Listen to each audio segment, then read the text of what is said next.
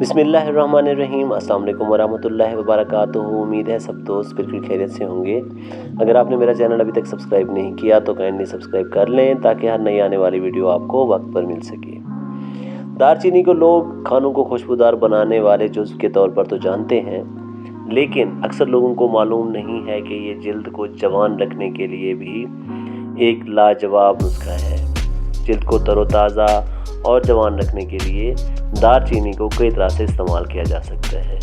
یہ عام سے ملنے والی چیز ہے، پنساری سے بھی مل جاتی ہے، اور اس کے علاوہ جو عام جنرل سٹور ہیں وہاں سے بھی آپ کو یہ مل جائے گی۔ مثال کے طور پر اگر آپ جلد کی جھریوں کو ختم کرنا چاہتے ہیں تو اس کے لیے دار چینی کو زیتون کے تیل کے ساتھ ملا کر استعمال کریں۔ 2 چمچ زیتون کا تیل لے کر اس میں آدھا چمچ دار چینی کا پاؤڈر شامل کریں اور 7 سے 8 منٹ تک لگا رہنے دیں۔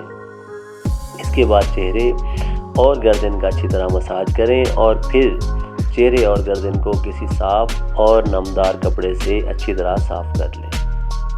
اس طرح جلد کے دانوں کے خاتمے کے لیے دار چینی کا پاؤڈر 1 چمچ لے کر اسے 2 سے 3 چمچ شہد کے ساتھ ملا کر پیسٹ بنا لیں۔ اس پیسٹ کو جلد پر تقریباً 10 منٹ تک لگا رہنے دیں اور پھر نیم گرم پانی سے دھو ڈالیں۔